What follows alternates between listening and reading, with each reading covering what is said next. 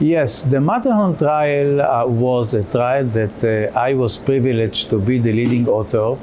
And this was a phase 3 clinical trial which tested the efficacy and toxicity, obviously, and safety of roxadustat. Roxadustat is an oral agent, which was agent of Fibrogen company, the mechanism of which is again a different mechanism. This is a hypoxia-inducible factor prolyl hydroxylase inhibitor.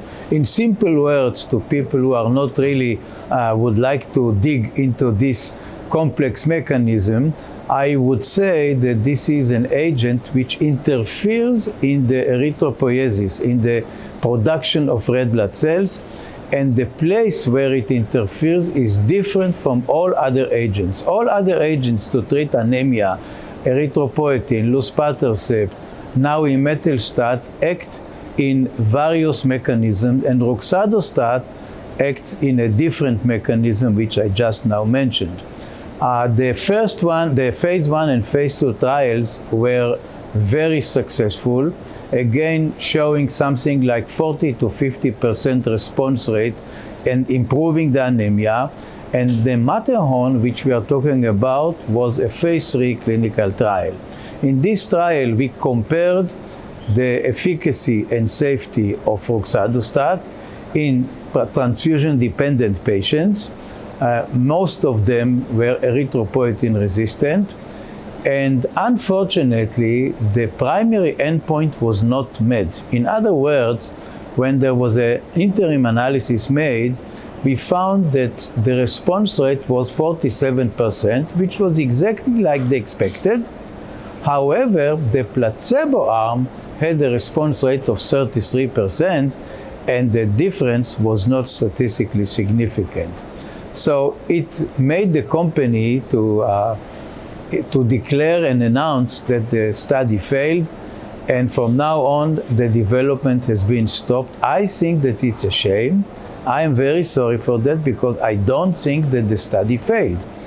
And the reason for not thinking so, because if you take only the subset of patients who had high transfusion burden, you can clearly show that those patients who had higher transfusion burden indeed benefited from the drug significantly more than the placebo, and we published it in the paper which was published in American Journal of Hematology. Moreover, if you test those who had hemoglobin rise of more than 1.5 gram per deciliter, which is considered a significant hemoglobin increase, again, it was significantly better in the roxadustat treated patients compared with the placebo. And finally, I can tell you about some of my patients, especially a patient which was really odd, but you cannot ignore it. A patient who started the study with hemoglobin of 7.5, transfusion dependent, and after several weeks, hemoglobin was 14, and she obviously did not require any blood transfusion, and I'm not aware of any placebo that does it.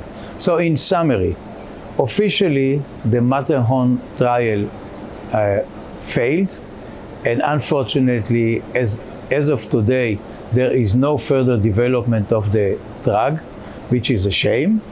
I think that the study did not fail, and I think that the drug works, maybe not in every patient, maybe not all the time, but it works. And I hope for the patients that at some point, maybe in the near future, someone will take it and the development will be renewed for our patients who really need treatments.